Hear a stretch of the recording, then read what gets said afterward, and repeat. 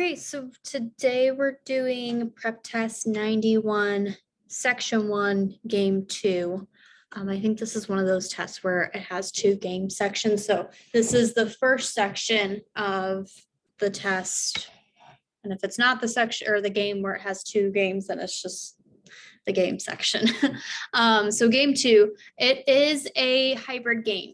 But it is, in my opinion, one of the more easier hybrid games because it's pretty much just an in and out game, and then we are ordering the variables that we're selecting. So it's like taking our in and out games and then just going a step further than we usually do in a regular in and out game. So in this scenario, we have a person who's interviewing exactly 5 out of 7 job applicants, and those would be G, I, L, N, O, R, and T. So we have 7, we have to have 5. So I'm just going to remind myself I have to have 5. And it says she interviews the 5 one at a time, 1 each time, and we have to have the following conditions. Okay, so it's basically we have to select who we're going to actually interview, and then we're going to order those selections. So in a typical circle slash game or a typical in and out game, we're going to slash the ones that we're not using, and we're going to circle the ones that we are using. Like I said, in this game, we're just going to take it one step further. Those that are going to be used, we're just going to order. And I always do those off to the side. So I do 1, 2, 3. Oh, why did I skip 4? 4 and 5. So that way, when I go, okay, I'm going to select G, I know that I'm going to select G, but I don't necessarily know what order they're in. Or I might have a rule that says something like, if T is selected, then it has to be first or something like that. So if I select a variable and I know where it's going to go off to the side, I'm going to just put it in there. But ultimately, when I go through it, if I don't know where or what order they're going to go in, or if I have something like G is going to be before T or something like that, I'm going to leave it and deal with it once I figure out what variables I do have. Because when I figure out the variables that I do have to work with, it then just kind of becomes a ordering game. I have the variables, I'm just going to order them. So that's why I think these become a little bit easier than a typical hybrid game, is because it just takes it a step further. It's more of a separated hybrid game. We can look at them individually. We can look at the in and out game by itself, and then we can look at the ordering part of the game by itself. Whereas in some of the other hybrid games, you kind of have to look at them together sometimes. So, okay, so our first rule says L is interviewed second or third. Okay. So to me, that's meaning that L is going to be second or third. It has to be selected. So L is selected. That means it's going to be the second or the third one. For right now, you do one of 2 things. You could split this up again and then put L in 2 and L in 3. But for right now, since it's just the first rule, and that's all we're going off of right now, I'm just going to do something like this until I get maybe something that's a little more like specific. We're just going to do that for right now. The next one says N or T is interviewed last. Okay, so we know that N or T is going to be last.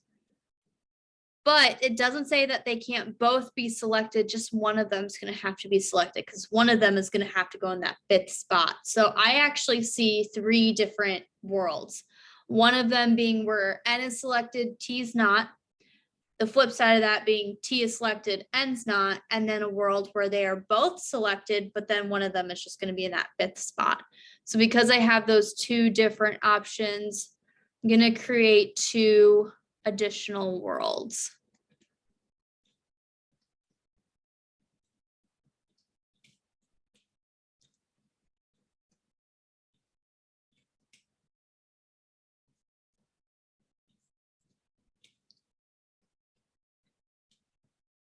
So one of them where N is selected and T is not, one of them where T is selected and N's not, and then one where they're both selected. So in the first 2 worlds where I know the other one isn't going to be selected, I can easily just put in who is going to be in that 5th spot, because it has to be one of them. And so if the other one's not selected, that's going to be forced to go in that 5th spot. But in the third world, again, we know one of them has to go there. We don't know who. And whoever we don't select here, like if I select N here, T is just going to fill in one of the other 3 spots. So we'll just do something like this right now. And then when it comes to filling out the rest, we'll just kind of throw that in there. The next one, rule number 3 says G, if interviewed is interviewed first. Okay. I think I'm going to skip this rule for right now. Before I go through all the other rules, I'm going to go through all the other rules and see what else I have to play around with, because at this point, I don't know if G is selected or not. There's nothing that's going to force me to select G. And in all my worlds, I don't have someone in that first spot. So I would have to make 3 additional worlds to fully complete that rule. And while that's totally fine, it doesn't break my 4 worlds rule. There are still 3 other rules. And if they do have some implication on what I've already created, like if N is selected, then G has to be selected or something like that. Those implications could domino effect and make that 3rd rule a little bit easier. So for right now, I'm going to leave it alone. I'll revisit it, but I'm going to look at the other 3 rules, and looking at them, it might be helpful to go through those. So the 4th rule says I is interviewed immediately after R if both are interviewed. Okay, I'm going to skip that one too, because I don't have I and R. I don't know if either of them are selected, and that rule only applies if both of them are going to be selected. So again, they could both be excluded. One of them could be excluded and one of them could be in, and the rule wouldn't apply. So I'm going to leave that alone right now. The next one says O is interviewed immediately after R if both are interviewed. Same kind of concept, exact same rule, except it just switches that first variable. So again, I'm going to skip that for right now because I don't know where O and R are in my worlds right now. So we're going to skip that for right now. The next one says T is interviewed immediately after N if both are interviewed. Okay, well, I do know where T is and I do know where N is. So let's attack this rule and then we can go through 3, 4, and 5, right?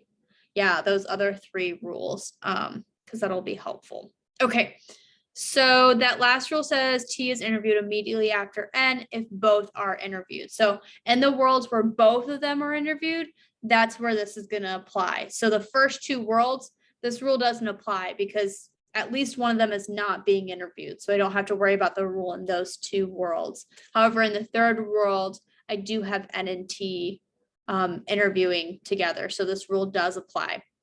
And the rule is T is immediately after N. Okay. Okay, well, that's going to be kind of easy to figure out where they go because if we know that N or T have to be in that 5th spot, the only solution that they can go in is N in the 4th spot, T in that 5th spot. I can't move them around anywhere else because I have to use those variables. So I can just put in N and T. Perfect. Okay, that takes care of that rule, which unfortunately is not going to help me knock out the other rules because it doesn't progress my game much more than what I already have. So that kind of sucks, but we got to make do with what we make do. I think what we need to do is start with those R rules. So what is that, 4 and 5? Because what'll be helpful is 4 and 5 talk about R in both of them, but that 3rd rule talks about G. There's no connection between them. So if I figure out if R is in or not, I can determine if both of those rules are going to apply, or maybe if only one of them, or if they just don't apply at all. Whereas if I figure out where G is going to go, that doesn't really help me with any of the other rules. So what we're going to do is we're going to look at those R rules. And plus, if I figure out those R rules, it may come to where number wise, I have to select G, or I can't select G because I don't have enough spaces, or I have to fill in a certain space. So let's start with number 4 and just go down to 5. So number 4 says I is interviewed immediately after R if both are interviewed. Okay, so we don't know where either of those are, and the rule only applies if both of them are interviewed. So we have to think about the combination of R and I and whether that applies to the rule or not. So one combination could be, I don't really have a good place to go. I and R are both not selected. I and R are both selected. I and R, one is selected, one's not. I and R, one of them selected, one's not. Those are my combinations, which is really crappy because we have 3 worlds right now. So we have to do this to all 3 worlds. So it's going to create a lot of different worlds. But because we can only select 5 variables, it's going to help us weed out the other 2 rules because if I select 2 of these, it could be that I only have 1 more spot left or something like that. So in the first world, we're going to attack these combinations. So we're going to go down here and we're going to have to create 3 additional worlds. 4, 5, 6. G, I, L, N, O, R, T, G, I, L, N, O, R, T, G, I, L, O-R-N-T. Okay. So like I said, we have one possibility where neither of them are selected. We have one possibility where both of them are selected, and the possibility where one is selected and the other one is not. And we're gonna copy our diagram over here.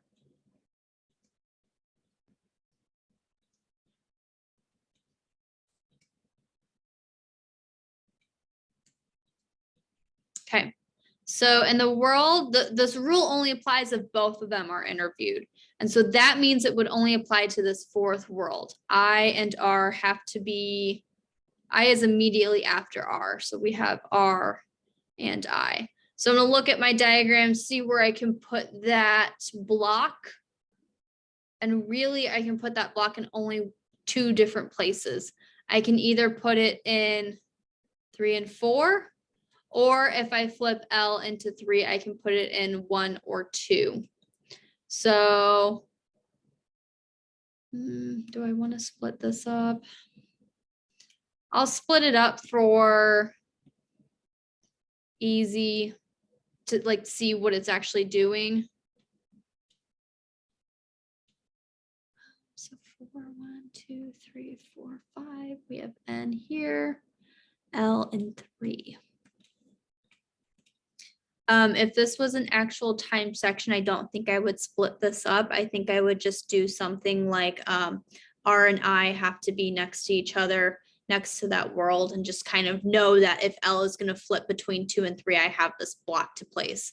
But actually, I think that's what I'm going to do because I'm running out of space. So this is what the worlds would look like if I were to split it up again. But I'm actually just not going to do that so I can have some space over here. So we're going to do something like this. L is going to flip between 2 and 3, and R and I are in a box together over here. Yay. Now we have to do that to 2 and 3. So this is a lot easier when you have a full sheet of paper because you can just work your way down. Move that over here. Delete that. Okay, so world number 2, we have 7, 8, and 9. G, I, L, N, O, R, and T. And we have T circled, L circled, and slashed. I'm gonna do the same thing.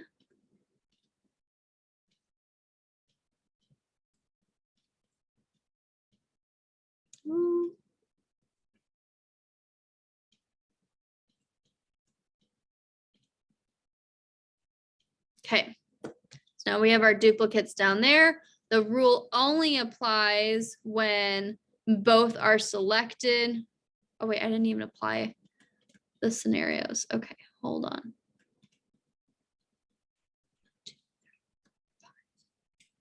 L is going to go between 2 and 3. And in that second world, we have T here. Okay, so we have one possibility where neither are selected. We have a possibility where both are selected. And we have a possibility where only one of them is selected. So this only applies when one of them is, or both of them are selected. So in that seventh world, we have R and I together. And again, same kind of scenario with number 4. I'm just going to recognize that when L is flipping, I only can put the box basically in one spot, depending on where L is going to flip. Okay, next one is world number 3. And we have G, I, L, N, O, R, T.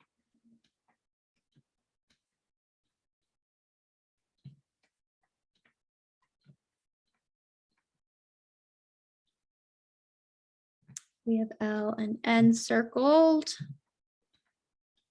And we have T circled. So we have the scenario where neither of them are circled, both of them are circled, or only one of them can be circled. And this rule only applies when both of them are circled. And when both of them are circled, that is right here. But actually, this doesn't work out. Oh, wait, no, it is.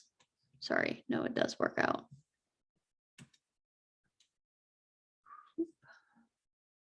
Shrink that a little bit because I don't have enough room.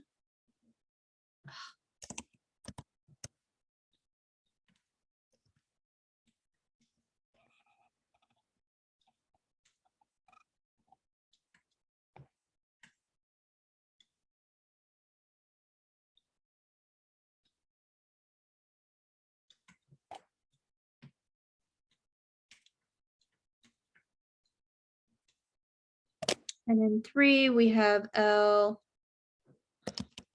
drawing too big.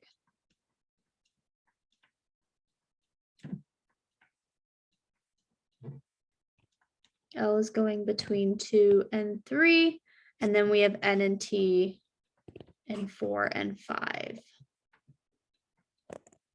Okay, so again, the rule only applies when R and I are both selected, and that is in my 10th world. And when both of them are selected, we have to have R and I in a row, which is going to force L to go into that 3rd spot and R and I in that 1st and 2nd spot. And that actually fills all of my diagram or all my spots, so no one else can enter in there. So great, awesome. Okay. That was that R and I rule.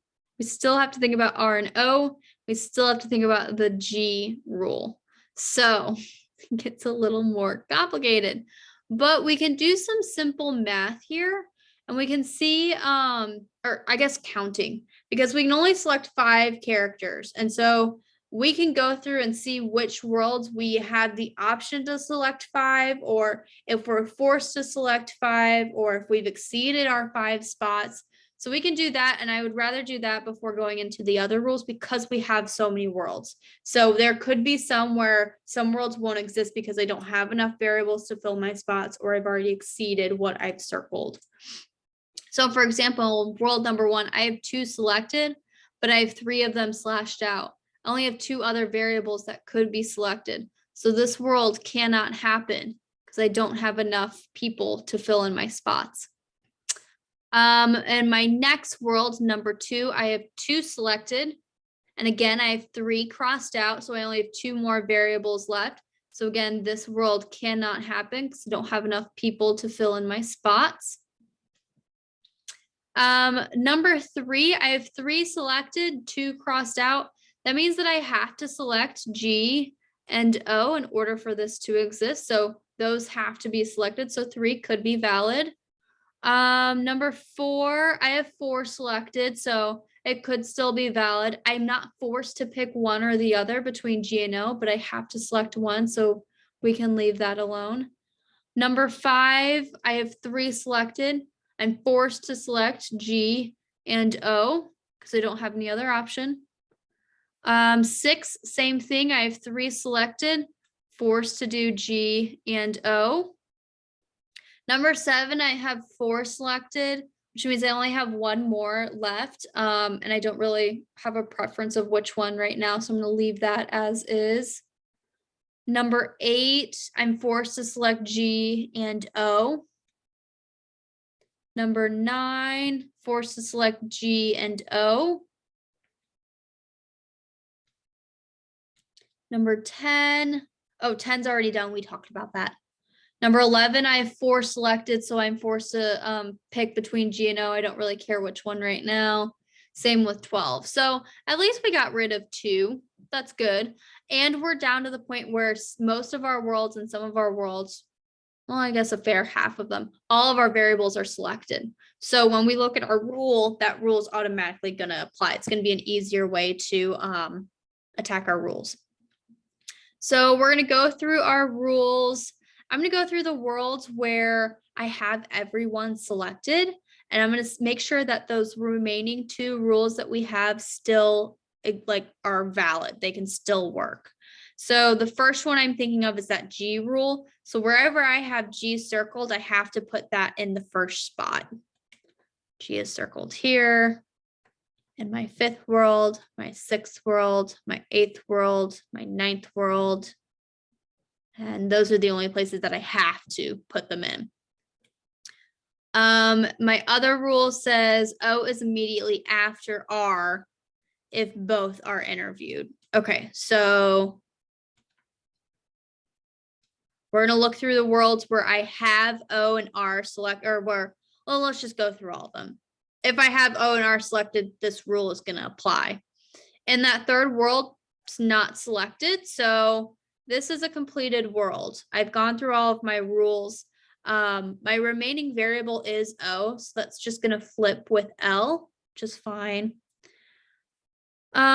This rule can exist.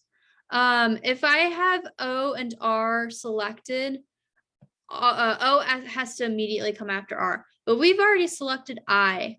So R has to immediately precede I, which means that I can't have 2 variables immediately coming after one variable. It's just one variable. So I can't select O here. I have to select G. So I'm going to put G in there, and then we're forced to put R and I in this block. Another done world. The next one, this rule does apply. I have O and R selected, and based on where my variables are already, they're going to be forced to go into this block right here. So another done world. Number 6 doesn't apply because I don't have R selected. So I am between, my remaining variables are I and O here. There can fill one of those spaces. And L is going to flip between 2 and 3. Next one, I can't have O selected because I have I selected. So same scenario happened in number 4. If I have R and I selected, I can't have R and O selected. So I can cross out O here, select G. It's going to put G in number 1. And then we have our R and I space, our R and I block that are going to go right here. Next one, R and O are selected, and I can't have that happen. So based on my block here, I have to have R and O go in 3 and 4. Next one, R is not selected. So same thing happens in number 6. I and O are my floaters here. And going into 11, R and O. Well, I don't have I selected. I could have O selected. That could be a possibility. And I could have G selected. So it's not forced to go into either one. So I'm going to leave that alone for right now. The next one, the rule does not apply and will not apply. So I don't have to worry about that. But again, I do have the possibility of O or G. right? Yeah, O or G being selected. So I don't have to worry about this rule in here. So what we're going to do is we're going to take number 11 and we're going to break it up again because I want to get rid of this rule. I don't want to think about it anymore. So if I can do, I'm going to erase this. If I can do one where I have O selected and one where I don't have O selected, then that's going to help me get rid of this rule.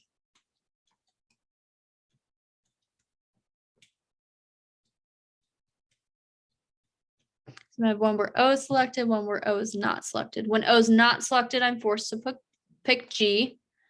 And I fill this in with L. Yeah.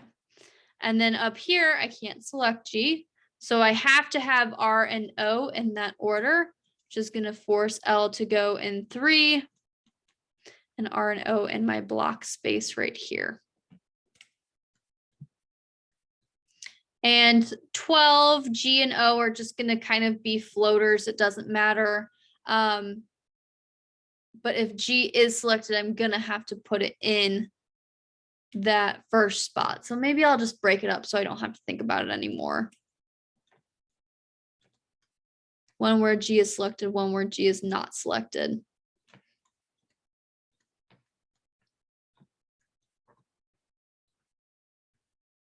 I just noticed I put 2 L's here. Why did I put 2 L's there? It's going to be R. Weird.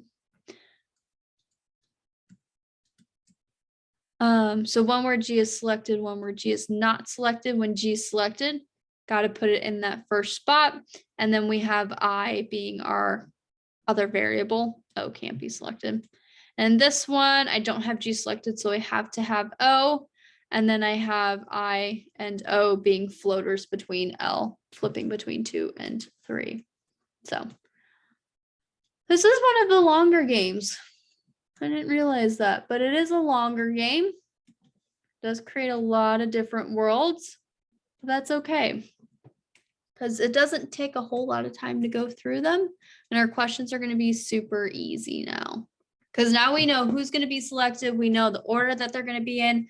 And with these kinds of games, you could get questions where if R is not selected, what happens? And because I have my part 1 of my diagram, it's easy to see who's not selected in which world. So it could be that when R is not selected, it could be true that G is immediately before L. So it makes those kinds of questions a lot easier. Okay, we're going to skip the list question because we don't need to do the list question.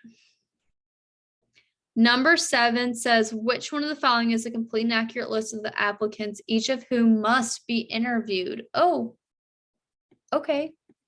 There's people that have to be interviewed? Interesting. Didn't recognize that. Okay. So we're going to, because it's a must be true, it has to be true all the time. And that means that we can actually predict these by going through our worlds and seeing which ones are consistent or what's consistent in all of them. So I'm looking for who has to be interviewed all the time. So I'm looking in all of my worlds for a variable that is circled every single time. The only one that I'm seeing is L. And that's going to be our answer. I don't think I have much more to explain for that. It's circled in all of my worlds, so it has to be true that L is. Everyone else does not have to be circled. So number 8 says, if I is interviewed 4th, which one of the following must be true? Okay, so I can be interviewed 4th here, could be here, could be here, could be here. And we're looking for something that has to be true. So we could predict this one again. We could see through which ones have to be true, what's consistent in both of them. This could be one of 2 things. It could be that someone is always excluded, someone is always included, someone is always in a certain space. I'm noticing right off the bat, G is always first. I think that's what I'm going to go in as a prediction. and G is interviewed. So I kind of went a little bit further and predicted where it's going to be, but G always has to be interviewed when I is fourth. So that's our answer. Number 9 says if G is interviewed first and O is interviewed second, each could be true except. Okay, so when G is first and O is second, where can that happen? That could happen here. I would have to have O here and L here. Could happen here, O here, L here, I here. Could happen here, O here, L here, I here. That's it. It's only 3 worlds. And we're looking for what could be true except. Could it be true that I is interviewed fourth? Yeah, that could be true. So that is excluded. R is interviewed fourth. Can't have that happen. It's either going to be N or I. So that's going to be my answer. N is interviewed last. That could happen right here. T is interviewed last. That could happen in the other worlds where N's not last. Both N and T are interviewed. Yeah, I can have that happen in the first world. So again, my answer is going to be B. Okay. Suppose the condition that N or T is interviewed last is replaced with a condition that neither N nor T is interviewed last. If all of the other initial conditions remain in effect, then which one of the following must be true if R is interviewed last? Oh boy. Okay. So I think what I would do with this one is like an easy substitute question. It's not really a true substitute question. It's like a really long if question, because the real question is what must be true, but it's replacing one of our original rules. I have 2 ways to go about these. One of them is looking at your diagram and seeing if you can move anything around. That's usually the quickest way. The safest way is to replace the rule in your mind and just create a new diagram based off of your rules that you had originally. But considering we had 6 rules, I think I actually might test some. And I'm not a huge tester, but it's a must be true. So whatever I test and it must be true, that's gonna have to, the must be true has to be 100% of the time. So what I think I might do is erase all these dots. I'm gonna do G, I, L, N, O, R, and T. My if question is if Robertson is interviewed last. We know Robertson is gonna be interviewed. We know that it has to be last. 1, 2, 3, 4, 5.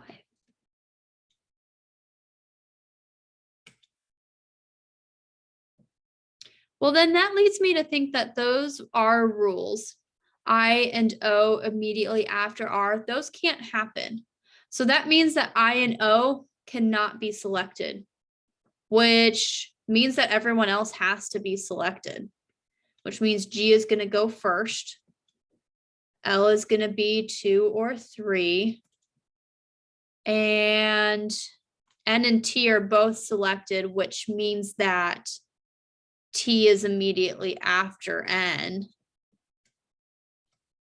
which means that it actually has to go like this. So that actually kind of becomes a little bit easier. What must be true? Either one of I or O is selected. No. Exactly one of I or O is interviewed. No. Exactly one of N or T is interviewed. No, they both have to be. I is interviewed fourth. No. N is interviewed second. No. T is interviewed fourth. Yeah, that has to be true. So, that was a lot easier than I anticipated it to be. So, I'm going to go back to 6 just in case anyone needs an explanation on 6. It's a list question. So you're going to go through all the rules, eliminate the ones that are violating your rules, and then that'll lead you to your correct answer. L is interviewed second or third. It's going to eliminate C. N or T is interviewed last. Doesn't eliminate any of them. G, if interviewed, is interviewed first. That eliminates D. I is immediately after R if both are interviewed. That eliminates B. No one else. O is immediately after R if both are interviewed. Eliminates E. And T is immediately after N if both are interviewed. That is fine in A. So our answer choice is A. What a doozy of a game. This is a long one, but I think it is one of the more easier ones just because you have circle slash is just a little bit of an easier method. So, but yeah, that was like a kind of long one. I don't think I would create all these different worlds if I was in a time setting, just because it did create so many worlds and you do have so many different possibilities. Yeah, I think I would have maybe kind of shorthanded it maybe between the I and R and O and R rule. Like we talked about, they both can't be selected. I and O both can't be selected. So it's either, or sorry, if I and O are both selected, then R can't be selected. R can only have one coming after it. So I think it'd be helpful to figure out if R is being selected or not. And that's going to help you kind of lead into if you have to select one of them. But I think I would have definitely maybe shorthanded some of the other items a little bit more. But yeah, if you have any questions, let me know. Other than that, that's the game.